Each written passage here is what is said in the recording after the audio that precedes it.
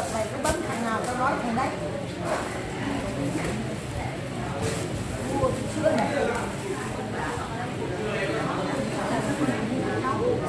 Sữa này là mày mua cho con nhà mày đâu. Sữa ngồi kia kìa. Thế bây giờ chen không được thì làm thế nào? Đó, mày bắt giấc cụ à? Cái này là mày mua cho con mày, mày khấn ở nhà nè. Đây, cái này là của cháu, không phải của các cô. Chứ tao ăn sữa, các cháu mà cả bé. Nói mẹ bố mày mua mày như người ta đi đường người ta bảo là con này các cụ con mua tất cả các cụ với cả cháu dưới đấy các cụ ăn thì cho cháu ăn mấy. Mày phân biệt ngay lúc mày mua quán mày bảo cái này của các con thôi. Đi mẹ mày. Thế nên là làm sao mày trả đợi lâu. Cái lên nồng ra. Cái làm gì? Tao được cái gì mà tao phải đó? Đi mẹ mày trước khi này mày mua quà mày đã nói ngay là của con mày chứ không phải mua các cụ. Thì tao nói đồn tao này. Mày làm như là các cụ nói. Ít mày mất chân gió thò chay siêu. Chưa chi đi mua đã sợ ấy, biếu các cụ sợ thừa. Là đã phải nói luôn là mua cho con mình chứ không mua cho các cụ. Mẹ mày thế là đấy đâu mà tao phục hộ cho nhà mày. Đưa đây. Bấm mãi gì, xá với xà gì. Tí nó lông nghe thì ông ấy phạt cho mày nữa một. Bỏ cái tay vào mồm ra, ngồi cho nó ngoai à. Sang gì, bây giờ đang nghe máy thì sang cái gì. Mẹ mày ông đợt này ông đéo phục hộ cho đấy đâu mà làm ăn. Thương cái xương chả con. Thằng nào có tí nữa gặp thì lớn. Bỏ đi con mày cho con tao à. Tao không phải lời, tao được cái gì của mày mà tao phải lời. Bây giờ mày đi mua cho con mày, mày mua cho con mày mới cho tao à, mà tao phải lời con nhà mày. Bây giờ con mày bỏ đi chứ tao bỏ đi đâu tao đâu. Mẹ như người ta phải bảo là con này các cụ ơi là các cụ sống con tháng riêng con mua về. Mấy cụ cháu cùng ăn con phải gấp rồi. Mày mua cho con mày chứ. Sao mày đòi đi gọi cụ để tìm con mày á. Lông cụ này nó cũng chưa mọc lông. Mày giáo còn lông cụ mấy tiền. Ai dây sữa ai thích mà. Nhà mày ăn đồn cũ lại. Lần này cũng ăn đồn cũ lại. Mày đừng tưởng mày khơi khôn cụ khôn hơn mày nhau. Khôn ngoan không lại với cụ nhá. Tí mà cụ gọi được ê chồng mày cũng chửi cho cả lũ. Mà lần này cụ ơi còn về cụ một quế quả cho nhà mày bỏ nhà bỏ cửa đi hết. Mày mang về đi, mày ơi gọi con mày đi mà. Mua gì mày mua cái gì? Mua cái mầm mét ăn này. Sữa cụ chí lồn. Mồm mày nói ở nhà thế nào? Mồm mày nói thế nào? Ông cứ cho con nhà mày bỏ nhà đi cả đời. Thôi cái gì mà thôi. Bố mày, không có về. Bố mày ốm đi việc của mày. Liên quan đến tao. Bố mày ốm thì tao ốm là mà tao lo. Còn đâu nhá, hãy lại đây, 30 chưa phải là Tết. Ông mẹ cái đồ ăn tham. Cháu mua cho con này cháu. Này, tao còn đâu ấy phục hộ nhá. Tao tên là cụ ấy Chạm mà nè. Chạm nó nằm cửa, cụ chí lồng rồi. Ông cao cụ chí lồng. Tên là cụ Chạ. Chuột thịt nhà mày thế là thế nào? Nhưng mà là tên dưới lại một tên là con chỉ biết tên có thể luôn nhưng mà con nghe mày trên này là dưới. Nếu mày về làm dâu người ta có lồn tao hỏi mày có họ mùi kia. Không nói gì cả. Mày ngu ta ghét tao mày ta đâu mới nói. Mà sao bố chồng mày ghét mày thế? Thế sao không bảo? Thế mày là bảo bố mày không biết gì? Sao chồng mày không nói gì? Chồng có Phi đang đi sang đây rồi. Phi sang phải nghe. Mua này cho ai đây? Lúc cụ phải chí lồn rồi. Thôi, con cháu cụ. Xin lỗi cụ. Tao có phục hộ cho con cái để bỏ nhà ra đi hết. Thôi. Không bao giờ tao đậu cho con nhà mày đâu. Nhà mày tốt nhất là tao cho đi nhà mình gần bệnh viện đây, đây thần kinh, tao cho mày sang thần kinh. Từ Gia Khánh sang thần kinh là bố trí. Không cụ gì éo rồi.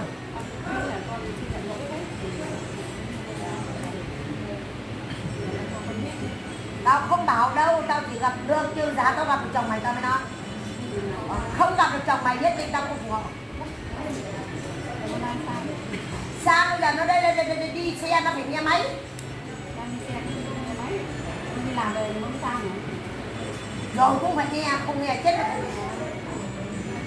Ơi dâu ơi ăn lẩu đây là phụ đeo phụ họ thì làm thì được phụ dâu ơi dâu ăn cứt cụ ơi. Tại này phụ cho thằng béo bỏ nhà đi còn lâu mới về. Ơi dâu ơi nếm nổi cụ ơi.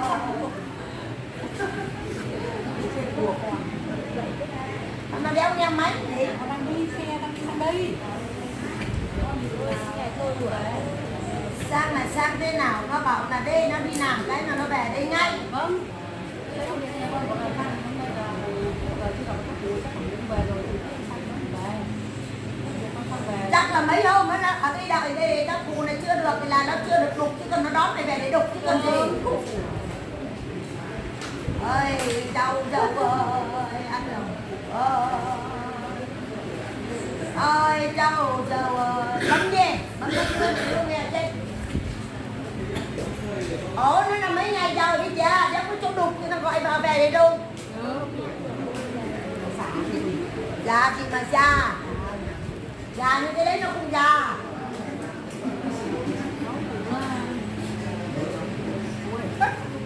Người kia nó cũng đi già cũng nhớ à. Đâu tao có mỗi cái con già này chứ đéo à. Nó đéo bao giờ bồ bịch trai gái bao giờ. Thổ điêu. Bấm đi. Mày bấm được tao nói thì tao nói. Còn bây giờ mày đã mày đi này nó nói nè. Mua đồ cho con mày là không có đâu bảo. Con cứ mua một thứ cháu một thứ về thì ăn.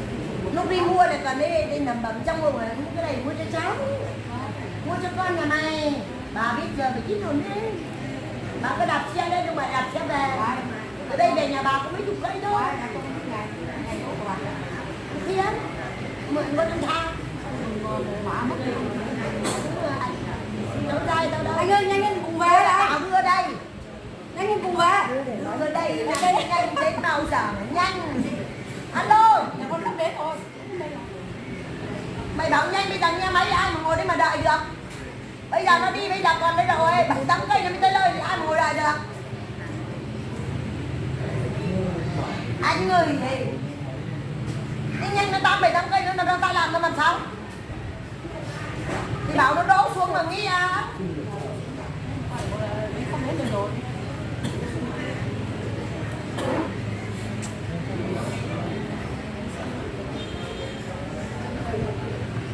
Đỗ mẹ nó xuống đi người ta nói chuyện với đây xong rồi là làm vào mà đón. Về tối mà đục làm cái đầu đục. Đỗ xe xuống. Đỗ xe xuống chứ bây giờ đi còn xa như thế làm sao mà kịp được. Đỗ xuống đi tôi bảo. Không được ngã cái thì chết. Cùng cha về đấy à. Thế bây giờ đây tình hình vợ chồng mày đi tìm tao có việc gì?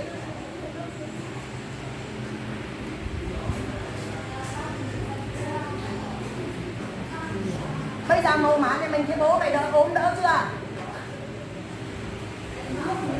Cái này không phải lo lắng về cái việc của bố mày đâu. Không phải sợ bố mày không chết được đâu mà sợ. Cái thứ hai là anh em chúng mày không phải lo lắng. Sức khỏe của bố mày chỉ gọi là lắng đây. Một tuổi người già mới chẳng mấy hôm nó lắng quá thì là sức khỏe nó yếu thôi. Nhưng mà các cụ sẽ đỡ cho bố cháu sống. Để cho bố cháu sống để mà để anh em có chỗ dựa. Cái thứ hai là mồ mã nhà mình mất nhiều như thế này. Bây giờ các cháu tính thế nào? Thế bây giờ mà phải bàn với anh em. Chứ bây giờ là mồ mã nhà mình mất nhiều quá. Bây giờ là phải tìm chứ không mà rồi con cháu nhà mình đến tự nhiên là nó cứ sẽ bỏ nhà bỏ cửa đi hết. Rồi làm cuộc sống gia đình nhà mày cứ làm ăn một cục mà con cái không bảo cũng nó không về một mối đâu. Thế con nhà mày từ hôm mấy chúng nó bỏ nhà đi đã nhìn thấy nó ở đâu chưa?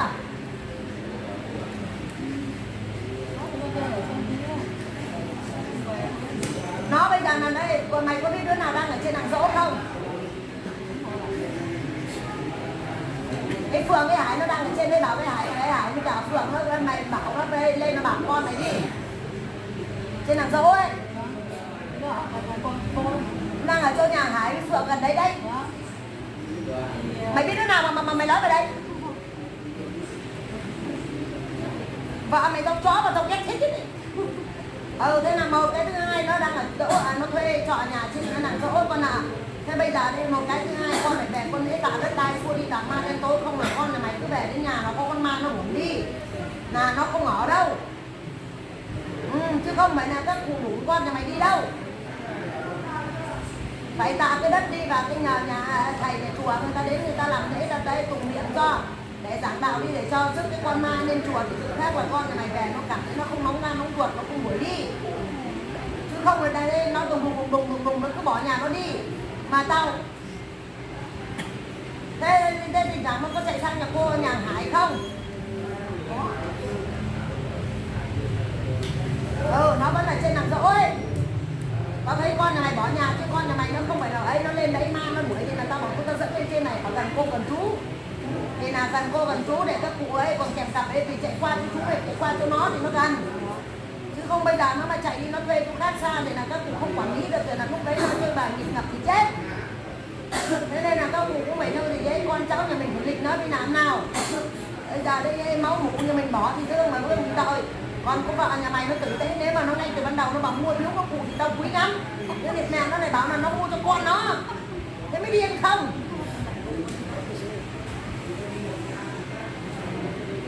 Từ nay giờ đi tao chỉ phục vụ cho con cái nhà thằng Hải đi nhá.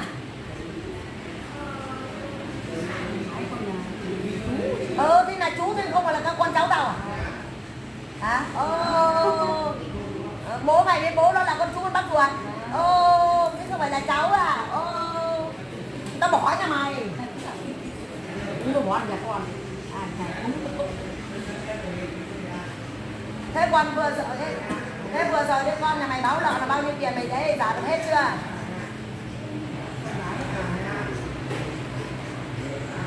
Giả hết rồi đâu? Giả hết đâu? Còn 100 triệu nữa nhá. Mày báo hết rồi đây là của con mà con trả, con vay là con trả rồi. Còn bây giờ chỗ đây là 100 triệu nữa nhá. Nhá. Bây giờ hết rồi đâu mà hết, còn 100 triệu nữa vợ mày đang ấy giả hết rồi.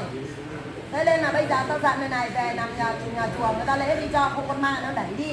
Nó đẩy đi là con là mày chơi bời đàn vay mượn là chết đấy con ạ. Mà tao quay ở nhà mày tao chán lắm rồi, ở nhà mày tao cần thế nào thôi tao đi chỗ khác.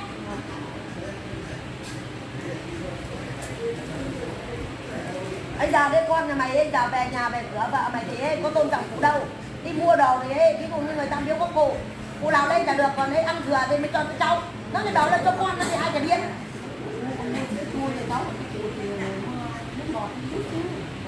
Tao cũng biết nhưng mà ấy, chứa thì các cụ men được nước ngọt thì các cụ là chứ tao mày chưa. Hôm nay bị báo mấy cái rồi ơi tao cứ phục vụ cho con mày đàn cuối năm nó làm cho củ nữa ơi.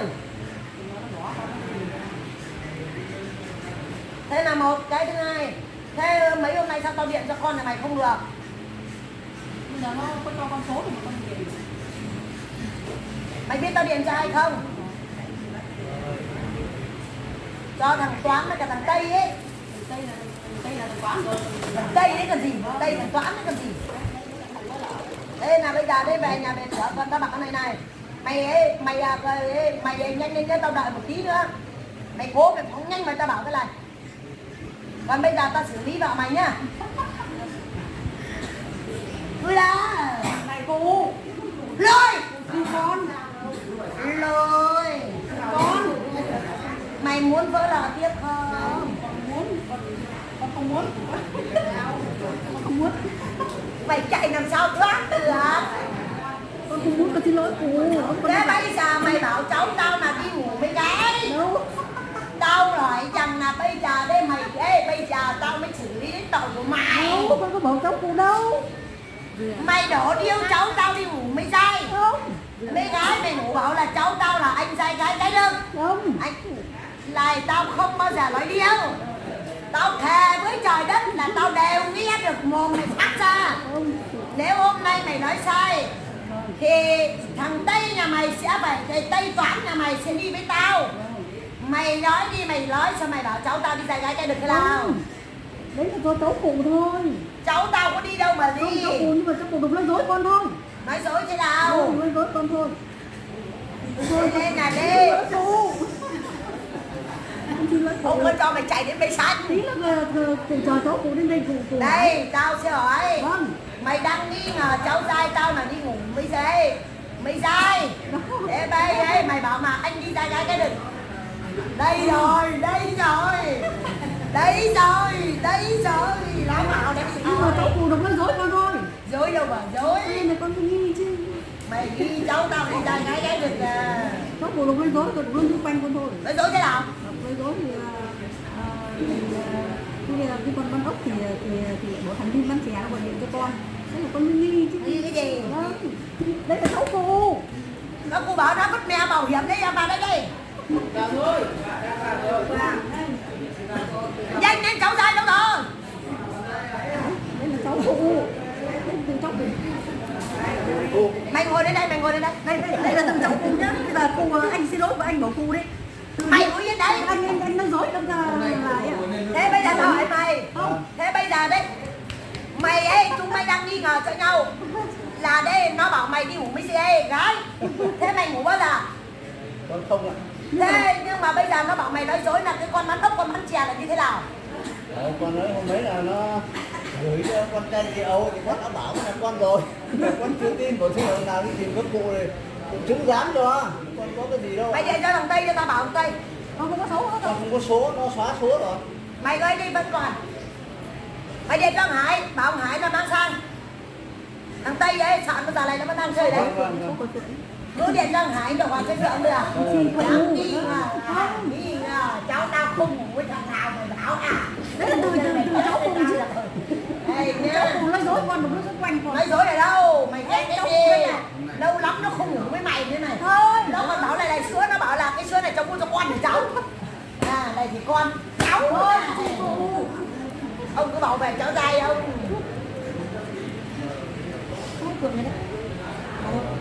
Ngồi yên đấy nhá, ngồi yên đấy. Mày đưa đây tao nghe cho cái Phượng tao bảo nó sang gọi thằng này Toán. Ngồi yên đấy, ngồi yên đấy. Phượng ơi. Mày sang mày gọi ấy, ra bảo ấy, thằng Tây nó sang đây hộ phụ tí.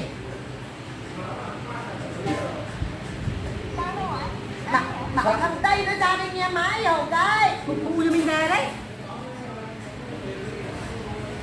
Bảo là đây cứ gọi vào máy của bố nó ngay, vào bố thanh nó ngay nhá. Thế mày có yêu thằng Đỗ Văn Thanh không? Ai có không? Thế sao mày ghen? Mày ghen. Thế con chồng con đừng nói dối con. Nói dối đâu mà nói dối. Bây giờ là một người ta biếu thì bảo người ta biếu, người ta cho thì bảo người ta cho. Thế mà bây giờ mày bị dối cái gì? Mày bảo cháu tao là đi, cháu cụ trai gái rồi. Xong bây giờ về chồng mày bảo mày cứ gọi cụ lên là biết luôn là xem có trai có gái không. Hắn như là con bảo là con Khánh nó cho thì là cho, còn nói dối con là thằng Linh bán chè nó cho. Con mới nghi lấy tôi cho con đâu mà. Tao không biết mày Đó dối. cũng một phần do con nữa đấy. Tao Cứ bênh trong tài cụ. tao chẳng bênh gì sao. Tha cho nhà con đi. Bênh trong tài cụ. Đợt này nhà con trắng đen là biết rồi. Đến toàn đấy, toàn cháu thằng công an luôn. Bây giờ mày có muốn đâu đấy làm cho thằng Tây này chơi bời tiếp không? Mà bây giờ là nhà mày bây giờ vợ chồng mày vẫn còn là 100 triệu đấy. 100 triệu con giả, nay con giả lốt. Còn 100 triệu bây giờ tao quyết định là tao sang nhà Hải với cả cái Phương chơi vì cũng là con chú con bác ruột, cũng là cháu tao. Còn bố mày 2 ngày hôm nay là bố mày ăn được rồi. Tao đang nói với cháu trai chứ tao nói với mày thôi mà mày không. Mày cứ ngồi yên đấy đi, cái này cháu dâu nhá. Cháu dâu còn đâu mày phụ họ nhá. Tao cứ phụ họ cho để cho nhà mày còn phá sản nhá. Con phải chết. Bây giờ nhà mày xây nhà xây cửa, mày phải hỏi ý kiến các cụ bây giờ ơi, bây giờ tình hình nhà mình xây nhà xây cửa có phải phạm cái gì không? Cụ đầu cho con bây giờ là nhà con bây giờ xây nhà xây cửa, bây giờ các cháu nó chơi bời như thế thì là cụ tính thế nào? Mày phải báo các cụ chứ. Bây giờ đây mày về bây giờ con cái mình chơi bời mày còn kêu ca cái gì? Tao còn đâu tao mới bảo. Đã bảo gần bảo đây. Thế là xây nhà ấy bao tiền cái nhà ấy? Nhà mới vừa rồi đấy ạ. Cái nhà mới vừa rồi ấy. Làm cái nhà ngang con mới hết có hơn 30 triệu thôi. Thế cũng là xây. Thế còn cái gì? Cho con dậy đi. Bây giờ tao bảo vợ chồng mày có nghe không? Không có. Nếu vợ chồng mày nghe thì vợ chồng mày sẽ thay đổi được cuộc sống gia đình. Dạ. Thì vợ chồng mày không bị cãi nhau, con cái không chơi bời nữa. Dạ. Bây giờ mày ghê, mày hộ tao một cái này mày được, mày có chấp nhận không? Dạ. Không sợ mày này kia. Dạ. Cái bộ tam ba đa mày có bỏ được không? Vâng, con nhớ rồi. Con bỏ. Cái mày lấy cái bộ tam đa ở đâu? Tam đa ngày xưa là con khách thành nhà thì là anh em bạn bè nó tặng. À, Con cứ để đấy. nó tặng à, cái đợt đấy mày cái bộ tam đa mày có biết là cái chỗ cửa sổ không? Cái chỗ mà cái cửa sổ tròn tròn đấy, mày để đấy không? Cái bộ tam đa đấy là đứa nào tặng mày? Đâu phải là đứa nào tặng mày? Ba anh em Toán Cường Tứ. Nó mua ở đâu? Con chả biết mua đâu, chắc mua ở trên huyện đấy. Mua phải cái bộ tam đa để ăn cắp Thế. nha. Và Thế nên là con nhà mày bây giờ toàn bị ma nó đến nó đòi. Nó đến nó đòi, nó cứ đến cổng nó đòi trả tôi 3 bộ hay 3 ông tam đa nha. Tao ấy, đầu tiên tao có biết ông tam đa là thế nào đâu. Thế nó có bảo tao bảo nhà tao trong này thì nhà tao có lọ cái gì tam đa đâu mà nó bảo con cháu cụ để 3 ông tam đa ở trong nhà các cô. Tao bảo là nhà tao không mua, tao không cắp. Ba nó bảo còn bây giờ con cháu cụ còn đẻ ở cái cửa sổ mà cái chỗ lỗ thoáng mà cái cháu xây tròn tròn thế này à. Nhớ chưa? Nó bảo cái ông tam đa này bây giờ là phun màu cánh gián. Con nhớ chưa? Còn trước của nó là màu thâm đen. Nhưng bây giờ là phun màu cánh gián khác. Bán ra thị trường. Nhớ chưa? Thế nên là bây giờ là đây nó sẽ xua đuổi ma tà, nó sẽ xua đuổi con nhà mày. Nhớ chưa? Thì bây giờ cháu nó bỏ nhà bỏ cửa, nó đi chơi bời cờ bạc, chơi bời ban nạn xã hội. Thế là lần này chúng mày sẽ khó. Bây giờ cái bộ ông ba bộ tam đa đấy bây giờ mình là thuộc đồ ăn cắp. Người ta bê không biết ta mua ta tặng mình. Cháu mang gia đình chùa cháu ơi với. Con nhớ chưa? Thì không bao giờ con cái mày bị xua đuổi nữa. Còn không con cái mày khổ lắm. Không sướng đâu. Không phải là một lần này còn nhiều lần nữa nghe chưa? Mà tốt nhất nhà mình ở bên Gia Khánh cho vợ mày sang bên gọi là đây bệnh viện Trần Linh trải chuối đi. Nhớ chưa? Không con này nó ghen lắm. Còn cái thứ hai, bây giờ đây tôi thấy vợ chồng mày còn khỏe cãi nhau không? Không nghe đâu đâu. À thế thôi vậy à? À thế bây giờ mày đi ra mua đồ vào đây cho cô. Đi ra mua đi. Mua nước vào đây. Đứng dậy. Nhanh chân. À, chỗ ông chưa bảo đâu. Người đây. Thế nào? Chỗ kia thế nào? Dạ. Chỗ kia lằng nhằng thế nào? Không, con không lằng nhằng. Mày đừng có bỏ nhé. nhé. Nó là tuổi cháu. Thế là nó không có đổ này là mày xem cái rượu ngon là trước còn rót là chú con trai. Thế sao mày nói dối con kia? Thế là con thấy là con nó ghen quá thì con nói dối, rồi sao con nói thật thì là từ nó cái viên cái cớ là nó ấy thôi. Thế còn con Mày không có cũng trai hay nói gái. dối lắm. Không, con không trai gái Dạ đâu. một cái thứ hai đừng có vớ vẩn gì linh tinh gì nhá. Không con này mà nó biết ra thì nó dời lên. Con này nó lồn nó rổ lên tay máy tay điên. Rồi các cụ không yên nổi mới nói đâu. Nhớ chưa? Mẹ mày nó làm cho các cụ cũng không yên nổi. Đấy là một cái thứ hai, bây giờ mày tính như hai thế, đứa con mày tính thế nào các cháu? Con tính bây giờ thằng bé bây giờ nó ở trên Hà Nội thì tạm thế, là thằng lớn thì con yêu cầu là vợ chồng nó quay về thì là con ngăn trên miếng đất để làm cái nhà đấy, bố mẹ hỗ trợ. Thế thỉnh thoảng mày có điện lên trên Hà Nội cho các cháu không? Con có. Mày điện lên trên đây xem là tình hình nó thế nào. Còn thằng Tây thì bây giờ hư lắm. Bây giờ không bảo được đâu mà mày đừng có nói dối nói gian, thì con này nó không phải là thằng vừa đâu. Cái loài dâu cơ ấy, gớm lê này nó kinh lắm. Tôi để ý các cô ấy, con các cháu trên trần. Nó còn bảo là nó đi tìm cụ, thì nhà mày ông có cháu nói hết. Ông có cháu mắt thật với cái lại làm dâu. Cháu ông có sai người, ông có Tây. Còn đấy mày cũng thế, bảo cho cái gì vào một, cho vào luôn. Còn đây mày không nghe là tao đây, tao lên Hà Nội tao không được cho con là mày đâu nha, nghe tuông đâu, nghe tuông đâu. Người mày đang gọi cái gì? Bấm được chưa? Tiệp chưa? Bấm được chưa? Chuông rồi. Cứ để tí nữa. Lần này tao không đổ cho thằng Tiệp đâu. Thế hết em chưa? Quay ra xin lỗi chồng. Quay ra. Từ nay em bê không cho được yêu anh về gái nữa. Khoanh tay nào. Đấy. Khoanh tay nào. Từ nay em không phải yêu nữa kia. Đấy. Đấy cho cháu. Trời ơi, nhà mình nhận được cà phê không chứ. Thế còn đây nghe lời tao còn đậu trong tiệm. Còn tao lên đây Hà Nội. Còn bây giờ về nhà mày có kêu 130 thì mang bỏ đi ngay. Bỏ ra chùa ấy. Đừng vứt. Không, mang sang chùa. Mang sang đấy đi. Đừng có nói là công đức. Bảo là đây, mà đừng có nói mấy cái thằng kia là đây là chúng mày mua. Không phải là chúng nó lại bảo là bây giờ mẹ chúng mày thế này thế kia nó khó anh em. Thế bảo là thôi ấy, bây giờ cứ mang ra chùa nào cũng được không nào. Chùa nào cũng được, không mang ra bảo là thôi thì là cháu ấy không biết tiền mua phải cái đồ ấy, cái gỗ là gỗ của chùa trước con nhớ chưa? Thế xong bắt đầu nó bán đây ra xong bắt đầu là nó phun ngày xưa. Ai? Điệp đi đây, ta để đi đây đang nghe đâu, Điệp hả? Chưa nghe, chuông vẫn kêu. Thế là một cái thứ hai là nó phun lại, con nhớ chưa? Thế nên là bây giờ đây cụ sợ lắm. Sợ ngày nào nó về nó đuổi thằng Tây của cụ đi, tức là Toán ấy. Toán nhà mày bây giờ nó đuổi đi là nguy hiểm lắm. Xong nó cứ chơi bời, xong vợ chồng bây giờ trục chặt cái này. Nhớ chưa? Thế nên là mày có muốn tao lời phương đủ cho vợ chồng nó về với nhau không? Không có. Tao đang nói cháu trai tao mày cái loại dâu mày mà mày dám chó vào đây á. Cái loại dâu con là không được phép. Cháu nghe Biết, nghe chưa?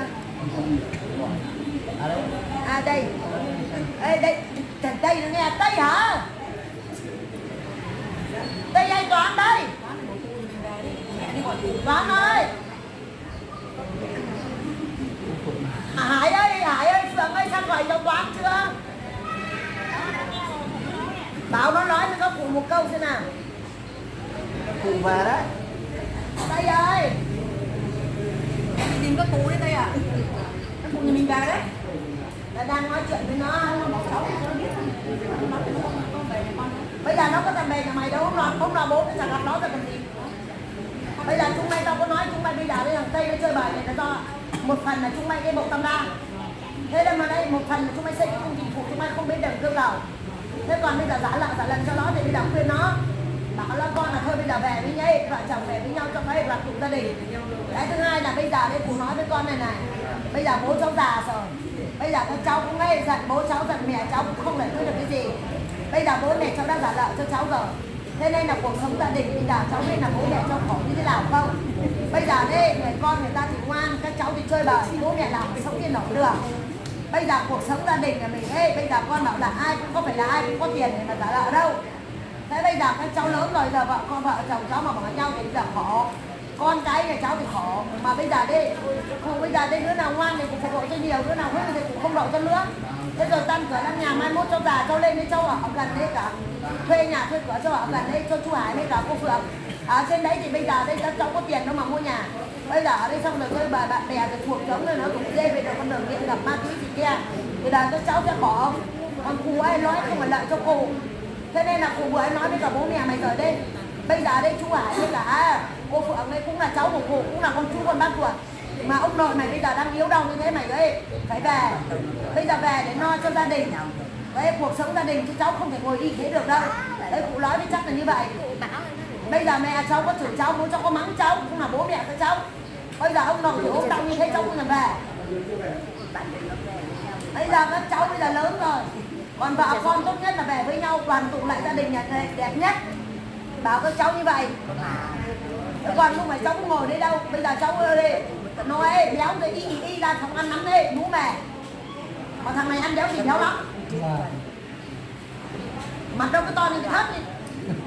Mà bây giờ con cái vợ chồng không được cãi nhau để cho con cái nó về còn lớn. Còn bây giờ đây về bỏ cái đi xong kêu cầu lấy đậy đi.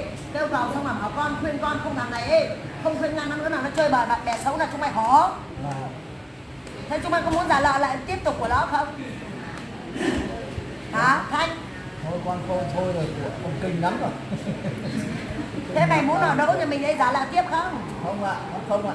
À cháu sao? Họ Bùi. Họ Bùi lấy họ đỗ bây giờ còn ghen nữa không? À. Con cũng có lên dối con. Dối thì làm cái gì?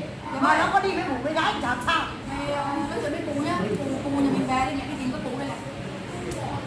Bây giờ đây về nhà về cửa Nhanh cân lắm. một tí thôi. Bây giờ đây về nhà về cửa giờ không bảo thằng Tây đi là thằng Tây này nó chơi bời là các cháu chết, mà thằng này nó đi vào con đường hiện ngập các cháu không bảo nhanh là các cháu chết. Nó nói trước. Đấy, còn bây giờ thằng Tiệp thì yên phận của nó trên Hà Nội không lo. Con nhớ chưa? Thằng Tiệp nó còn ngoan. Các cụ đây mà thằng này nó ra ngoài vợ chồng hay bảo nhau được cơ con ạ. Chán lắm, bây giờ cuộc sống gia đình ai cũng khổ. Bây giờ con cái bây giờ vợ chồng phải gặp nhau đi. Hôm đấy tạ đất đai xua đi Tà Ma đến tối. Cái gì? Con đâu mới bảo. Loài đen tuông mù quá. Tiệp đang bận. Cháu nó đang bận. Nó đang ấy, đang làm dở.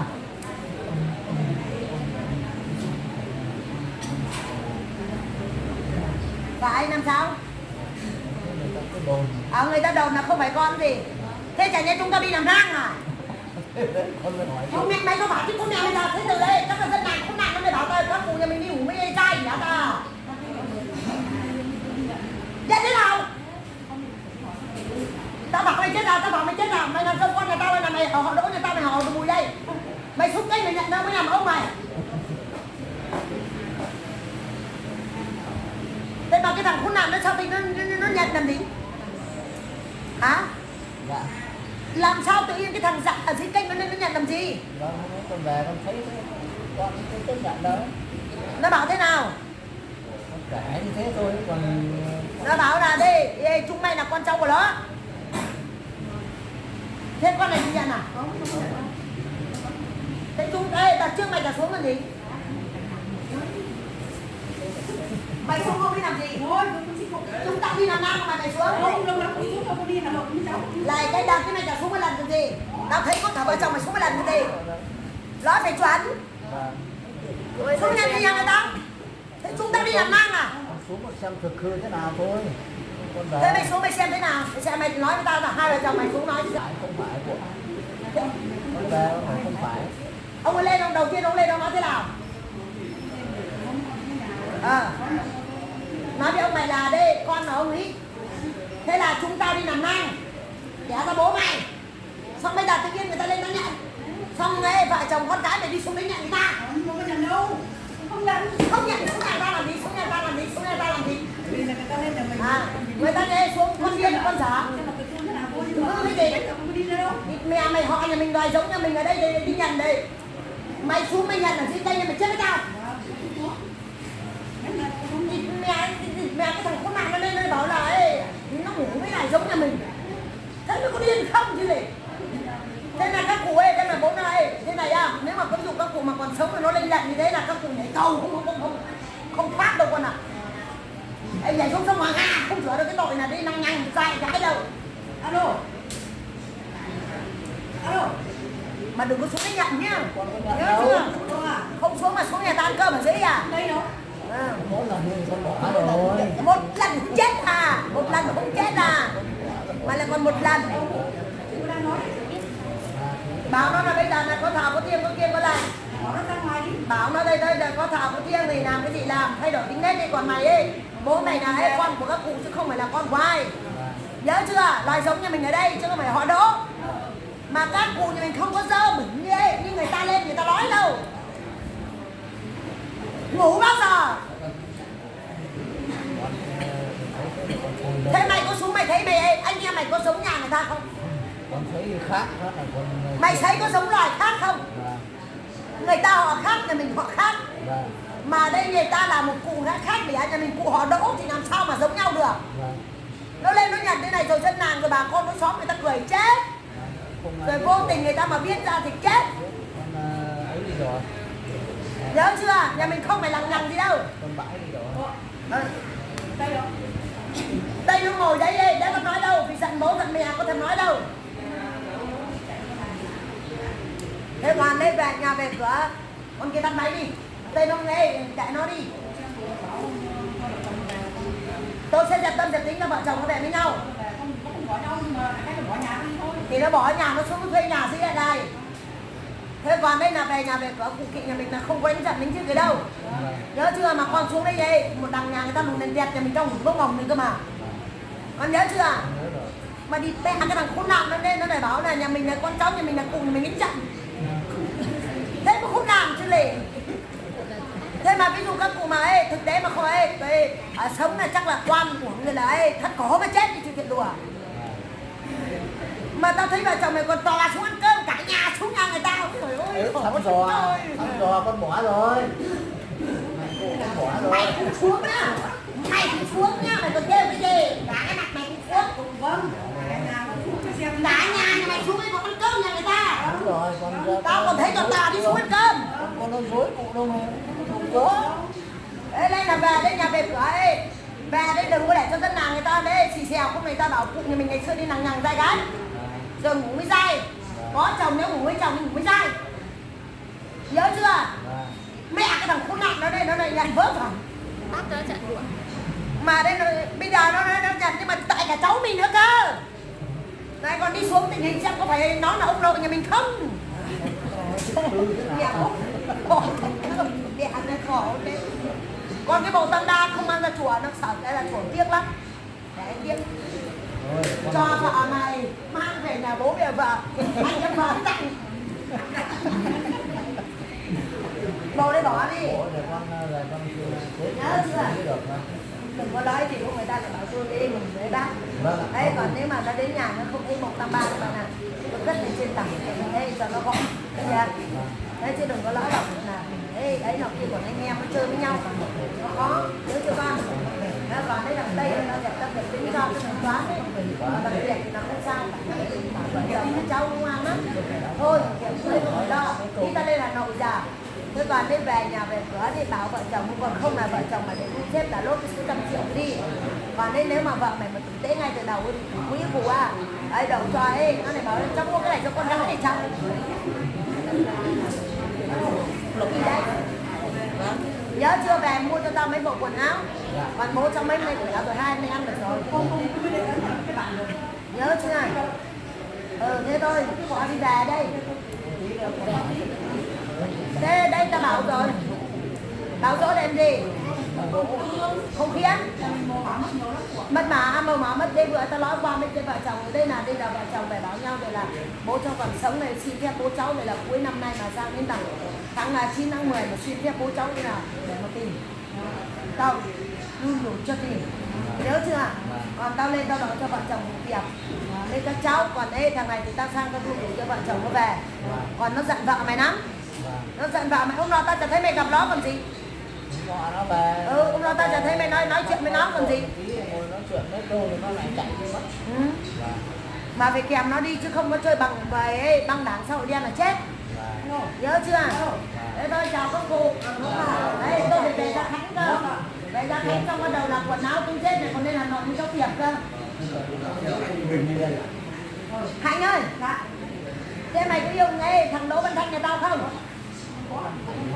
Mày có yêu thằng Thành không? Có rồi à? Chào các cụ nhá.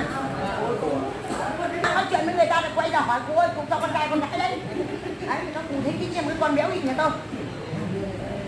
Thôi tối nay về đục cho nó nhát vào mồm kia. Để cho nó đỡ ghen kia bực lắm. Chào các cụ. 2 ngày hôm nay bố mày ăn là gì đấy? Mày có mừng không? Mừng chứ. Cái bột cam đa tốt. Toàn về ở đằng Tây. Cái đất thì mình có mấy con ma chứ nó toàn trong đây. Nhớ chưa? Thằng Kiệt thì nó giống ở đây.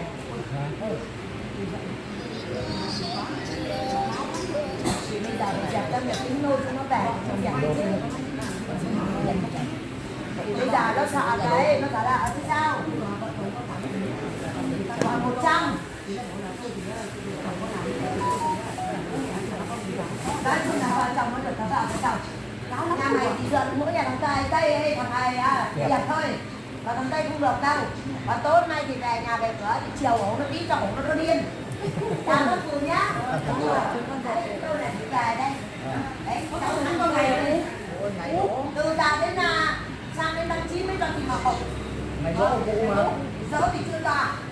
Đây, còn họ mùi còn lâu mới nói. Thế còn cái về cái bảo cái Phương. Dặn cái Phương nó dặn là mua cho nó mấy bộ quần áo để nó đi chùa đấy. Mua cho cháu. Còn các cụ khác phải đi đấy. Nhớ chưa cháu các cụ.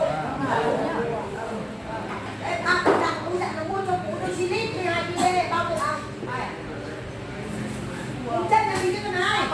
đi tắt đi. Vâng, vâng. Không, không. Chào các cụ.